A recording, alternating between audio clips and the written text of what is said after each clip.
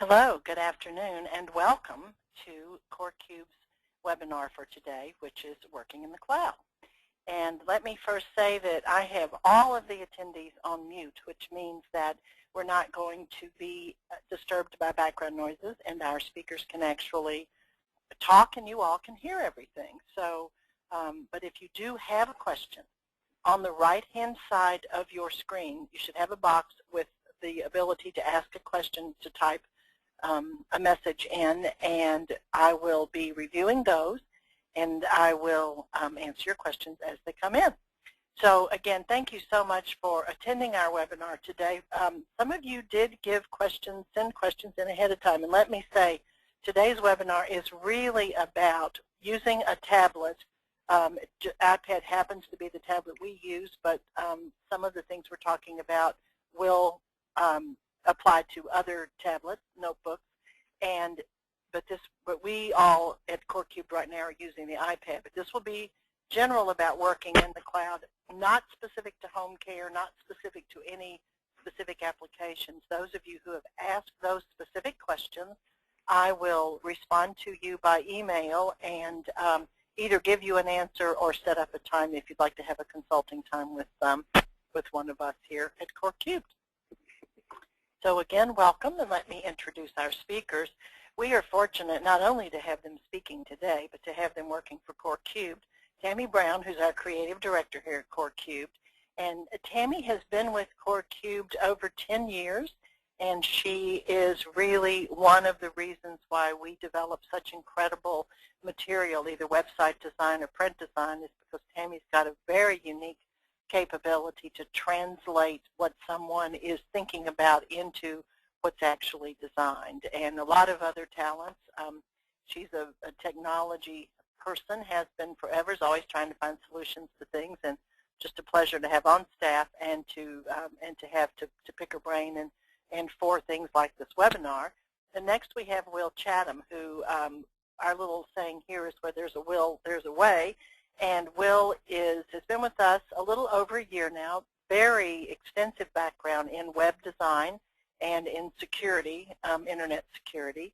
And he brings a delightful combination of his ability. He said if they gave a PhD in geek, he would have a PhD in geek, but he brings that wonderful combination, of his technology abilities, his sense of humor, and he's also a very accomplished musician. So those of you who haven't looked at his rendition of Star Wars on banjo on YouTube should probably do that, because it's certainly worth it, and an excellent rendition, if I do say so myself. So today's format, we're going to have Will really talk about things, and I'm going to be advancing slides, so hopefully Will coach me in that, and Tammy will also come in as needed. So Will, would you like to start, please? Absolutely. Thank you very much for the kind introduction, and welcome everyone to the webinar today.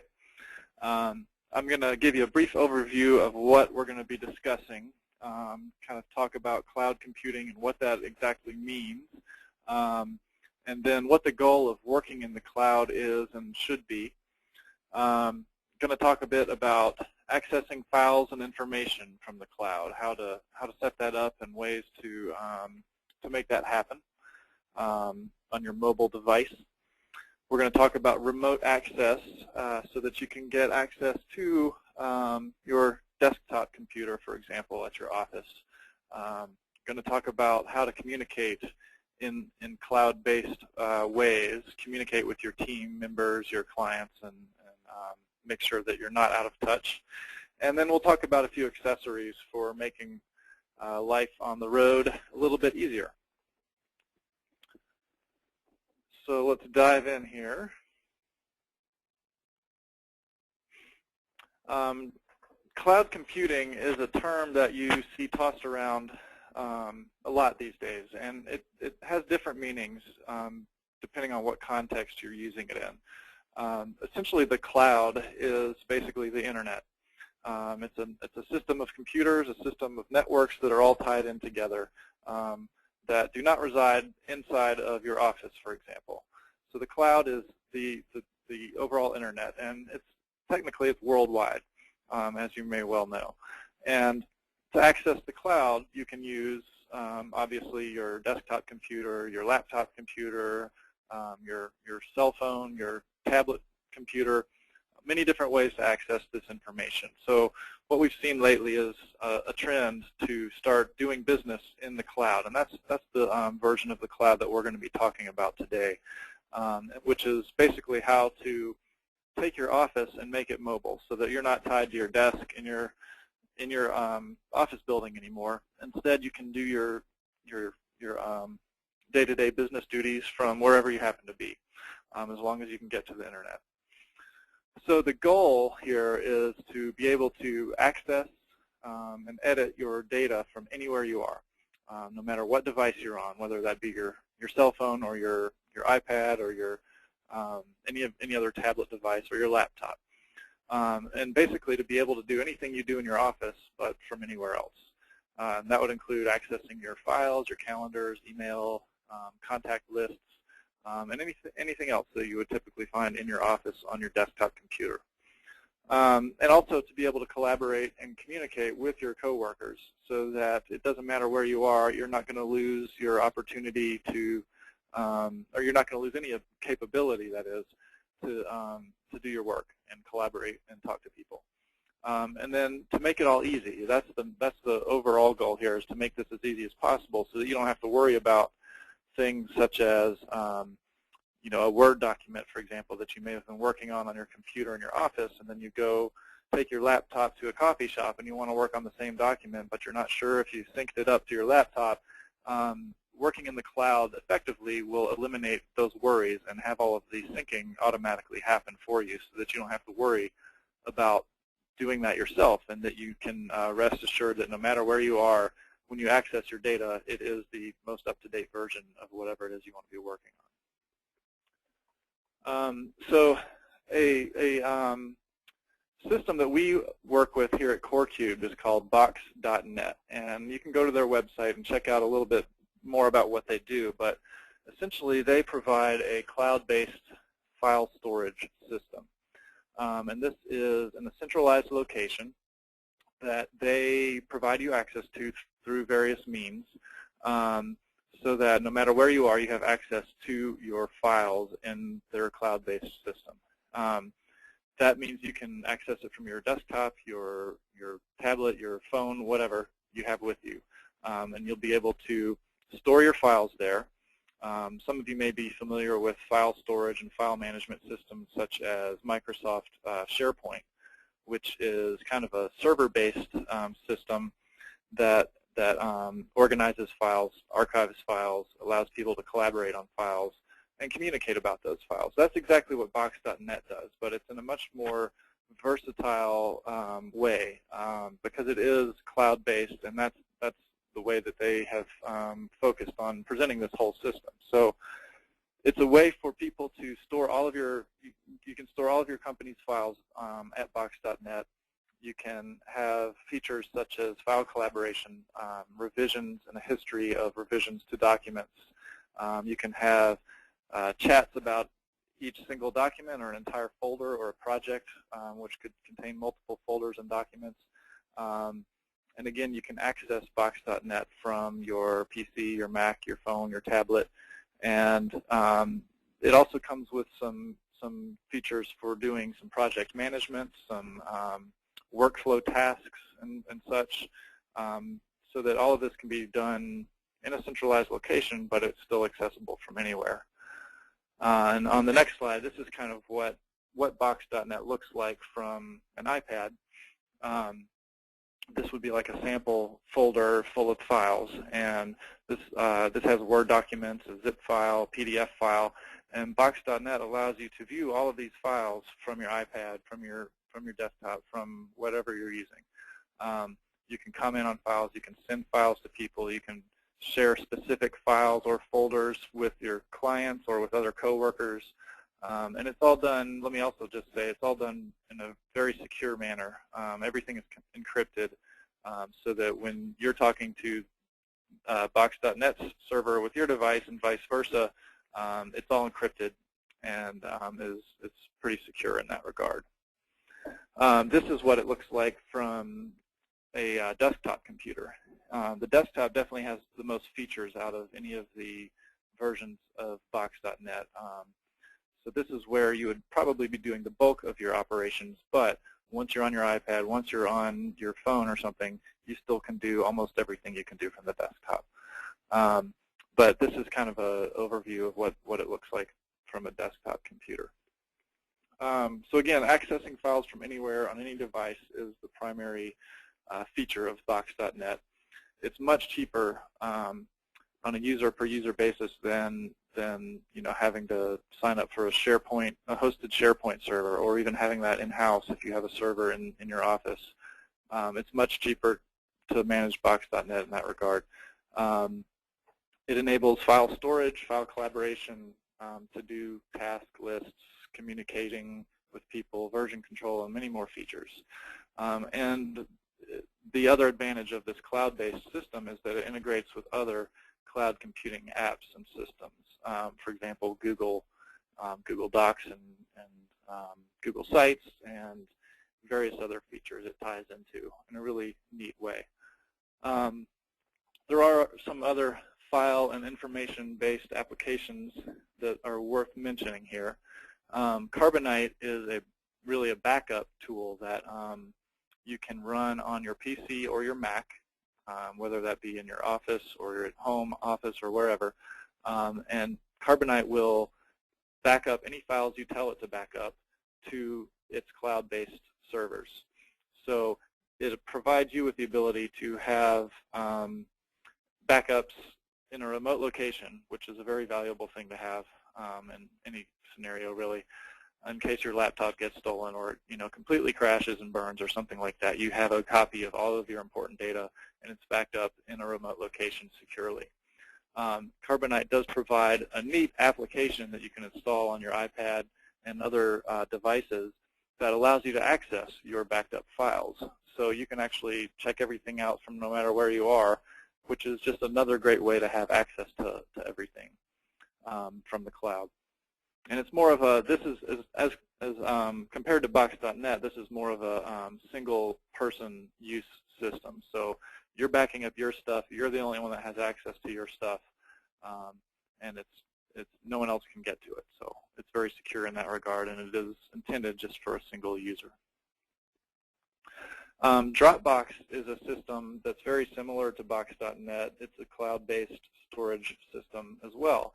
It does not quite have as many enterprise-level features for collaborating and communicating about your files and whatnot, but it's probably better suited for single-person usage as well. You can share things out, but it just doesn't quite have the user access controls and other features that you would find with Box.net.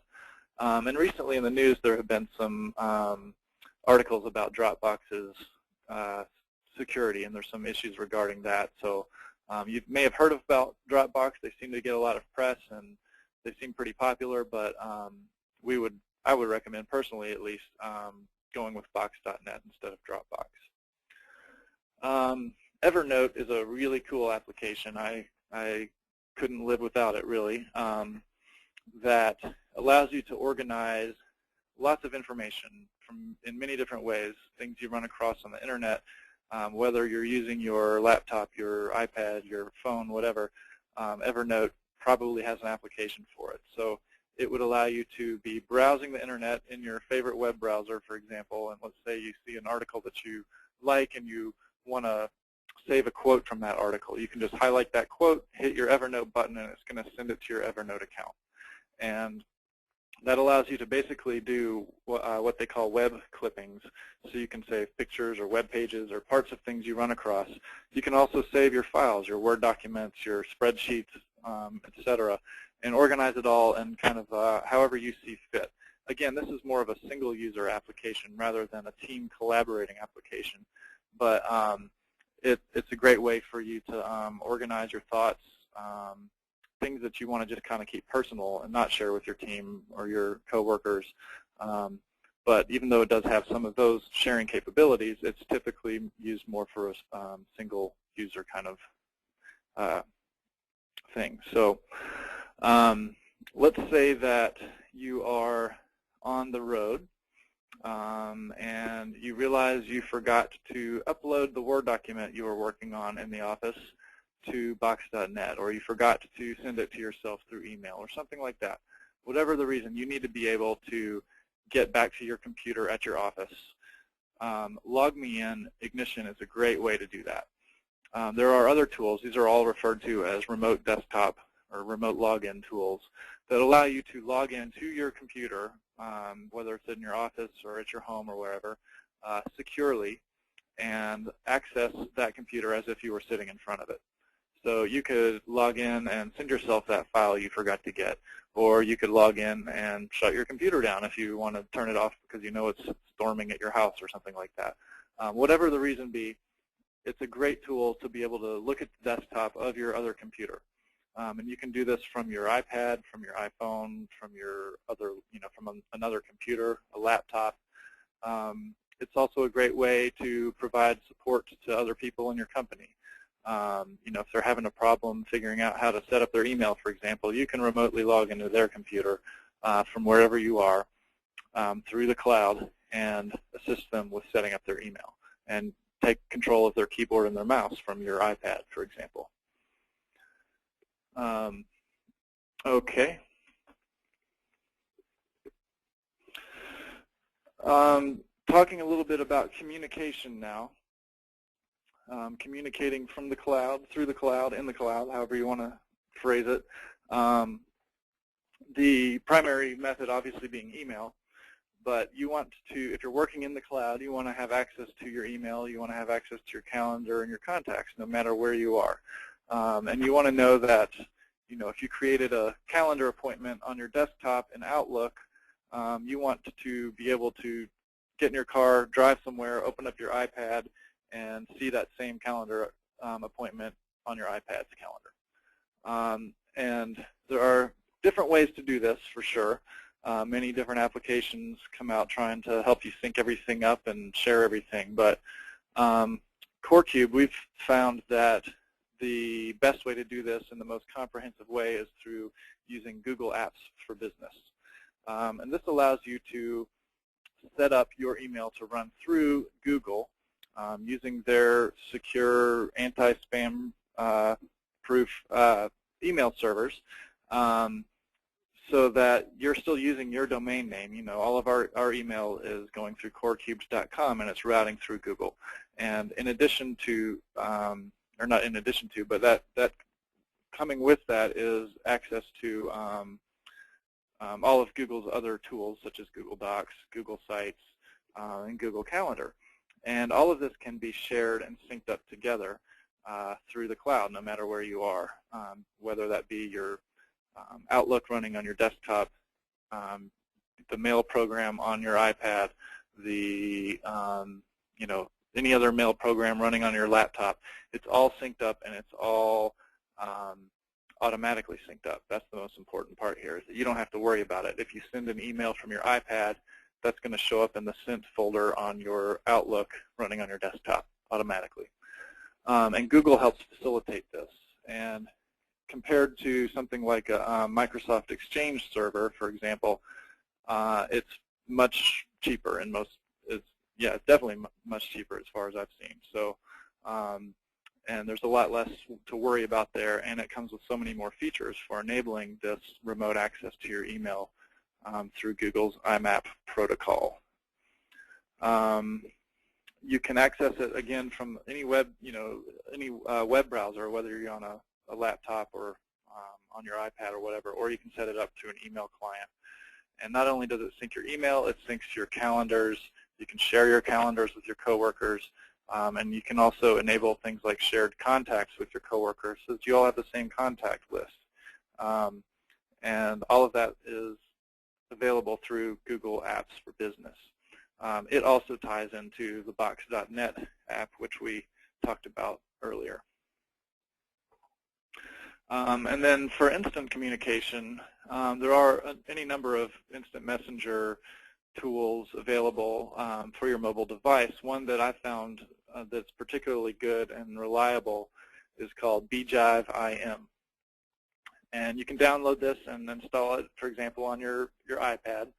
And then that gives you the ability to set up your instant messenger accounts, such as your Google Talk or your Yahoo Chat or your AOL Instant Messenger accounts. And they can all be set up in this one application. So you can access all of your chat accounts from this one application. And this one is particularly good because on the iPad, for example, which has the push notifications, you don't have to have this application open and running. You can, it will monitor your chat account and send you an alarm or an alert notifying that someone is trying to talk to you, so you can stop and open it up and see what they have to say and respond instantly. And you can also do the typical things you'd find in most instant messenger applications, such as sending files back and forth and stuff like that. Not necessarily as secure as a Box.net or Google Apps, but it's great for instant communication. And there are applications that bring all of this cool stuff together, and they do it in some of them do it better than others, but the one that I found that does a really good job at this is called Cloud Connect Pro. It includes the ability to do remote desktop, so you can remotely log into your Office computer, for example, similar to the Log Me In application we talked about earlier.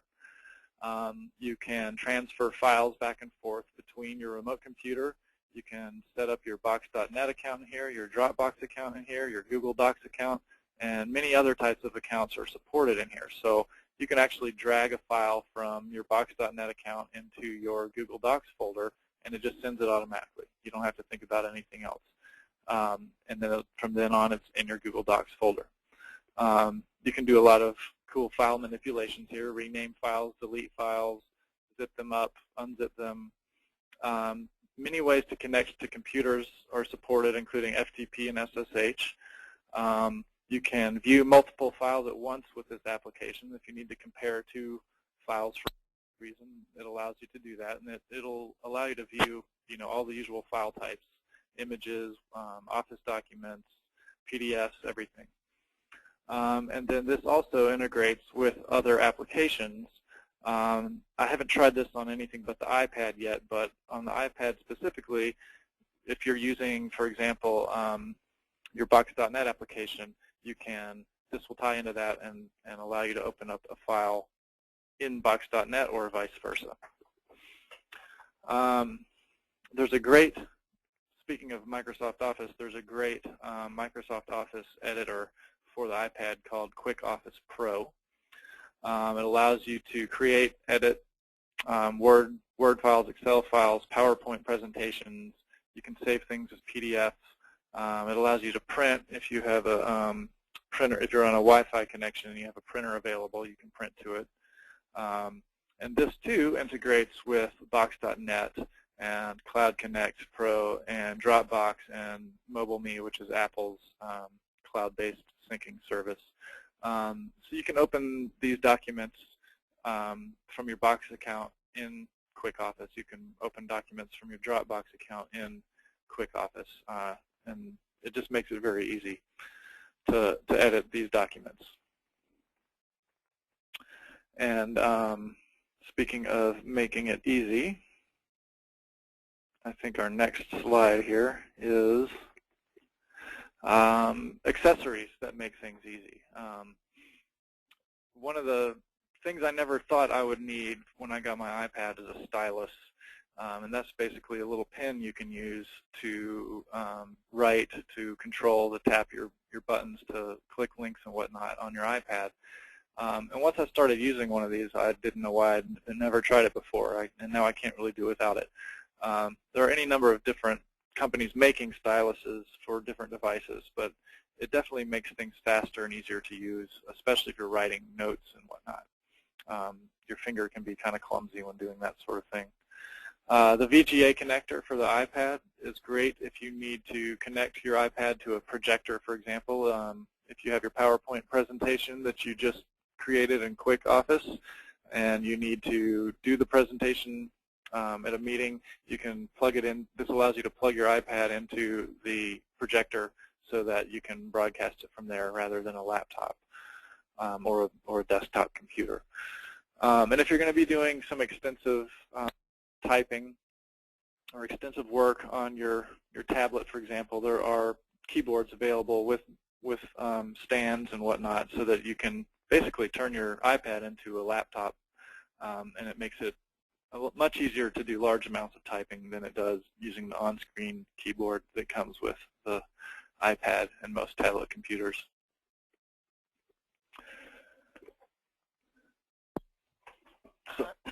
Excuse me. Thank you, Will. That was very fabulous. We have a lot of questions.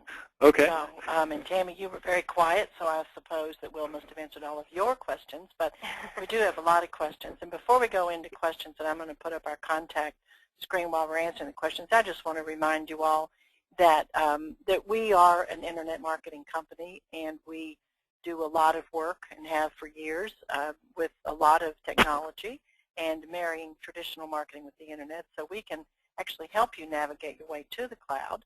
And we also obviously provide website design and development, which one of the things Will did not mention was that if you would like to actually edit your website from the cloud, from your iPad or your tablet, if you use WordPress as your website design program, then you can do that. And Will, that's one of our questions, so I'll let you talk about that in a minute. Okay. So let me start first with our first question is, back up and explain what is meant by the cloud. Isn't it just another term for using the internet? Yes, essentially that is true. The cloud is the internet. And as I mentioned before, the term gets thrown around and has a lot of misleading connotations with it, and it can mean different things in different contexts.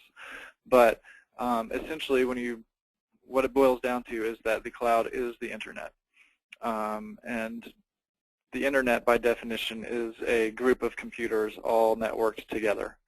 And the internet that we're all familiar with and that we use every day to send email and browse websites on is known as the World Wide Web. Technically, there are different internets, but the one we're talking about today is the World Wide Web, and it has become known as the cloud when you are talking about doing business in a mobile way so that you have access to everything all the time and it's always up to date. Okay, fabulous. And I want you to talk a little bit more about answering that question. Can you manage your website from an iPad?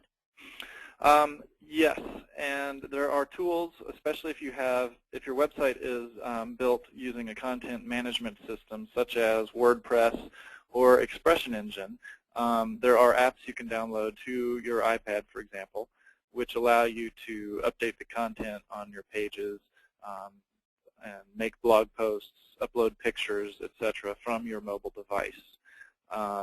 And those apps are always being developed and updated, and they're really pretty neat. And I meant to mention the WordPress one specifically earlier because I use that one a lot. If you're into actually writing code and coding things, there are also tools that allow you to do that. There's an HTML editor called Gusto for the iPad that allows you to edit HTML or CSS and FTP the files to whatever server you're working a website on. So yes, you can definitely do that. I've got a couple of questions on recommendations for time management and project management programs. Okay. Tammy? Yeah, well, I'll start, and you can come in. I don't know of any time programs specifically, but from a project management standpoint, we use Basecamp, and we can access that from our iPhone and iPad. And they, over the last year since we've been using it, they have gotten better at the apps, you know, for the iPad. Before I had to log in like through Safari, but now there's an actual app. And there are a lot of them, but you do have to start with an account first on your computer that you can then tap into. I do have a person who's having audio issues and their slides are for some reason not working. I suspect it's their internet connection because I haven't heard anyone else having that problem. This is being recorded, this whole webinar, so we do post these after the webinar is finished on our CoreCube.com website under events. So anyone who has any troubles can come back and can listen to the webinar again if you would like to know more about that. I don't know if we know the answer to this question. We might. So, Will, I'm going to ask you this, or Tammy, if you know. Are there any home care software programs that interface with the iPad? I know that HomeTrack, which is H-O-M-E-T-R-A-K, they offer a iPad-based way of communicating with their desktop-based or their server-based management software. I haven't tried that out, and I think their iPad app is relatively new, but I think that you can probably read up on that at hometrack.com, their website. I have some other questions from people who are in home care and home health care, private duty specifically, and asking what applications are there for private duty. I will say that I just did a training for a sales team of, I think it was about 25 salespeople, and we recommended that they all get iPads and that they use them for their contacts so that they are actually tracking their contacts and communicating with their contacts and keeping everything up to date on their iPad. So that's another way to look at a way that an iPad can be used in home care, or probably for any type of sales force. So, so that's another suggestion for that. Let me see if there's any other questions here. I've got some more questions. They're a little hard to access on this. Okay, that is it, I think, for questions, although I've got one here that looks like it's in 3 different parts. Oh, someone didn't hear the name of the project management software. It's Basecamp, B-A-S-E-C-A-M-P. That's the name of the software that we use for our project management, and it actually also interfaces with a program called TickSpot that tracks time. It's not really a time management software, but it does interface with that. And let me also point out there are integration points for Basecamp and Box.net and Google Docs as well. So that's something worth looking into. And then also Box.net, it in and of itself has some project management capabilities. And those may suit your needs. Here at CoreCube, we kind of liked the way Basecamp did things, and so we've kind of stuck with that for project management, and we use Box.net for file storage. Yes. And actually, I've got a comment from one of our attendees who says that any software that is web-based, even if it doesn't have an iPad application, you can access from your iPad. So sorry we didn't clarify that. That is true as long as it is not built with Adobe Flash. Ah, a very important point, because on an iPad you cannot see Flash. And many's the time I've gone to people's websites who are so proud of their websites on my iPad, and I cannot see them at all. It's just blank. That was the other thing I'd love for you to talk about just a little bit, both of you all, because I think we've got a couple of questions that people had sent in earlier before the webinar about, can the iPad replace my laptop? And I'd love for you to address that, because that's one of the things I'm using it for. So, Tammy and Will, I'd love for you both to address how the iPad can replace the laptop and when is it appropriate. Okay. Tammy, do you want to start, or you want me to? Sure, okay. I'll start. For me personally, although I do a lot with my iPad and access the various services that we as a company have subscribed to, I haven't gotten to that point where I could replace, like not have my laptop, but my laptop is my primary work computer, and I just do a lot during a day in terms of multitasking. But if I were away, well, actually, anytime I go away for like an out-of-office appointment, I do take my iPad. So from that regard, for me, it's a nice replacement so I don't have to haul my laptop around. I never use my laptop anymore. I have a desktop that I use as my primary computer for work, but if I'm on the road or anything, I'd take my iPad, and very rarely have I ever missed my laptop. I do have a Bluetooth keyboard I'll take with me to do any kind of, if I'm doing any large amount of writing or anything like that, because it just makes it a lot easier. But usually I don't even need to use that. So I've gotten to the point where I don't need a laptop anymore at all. I think it's probably a case-by-case scenario, just depending on who you are and how you do things from your laptop, and as to whether or not you can totally get away from it. But it is definitely possible for some people, myself included.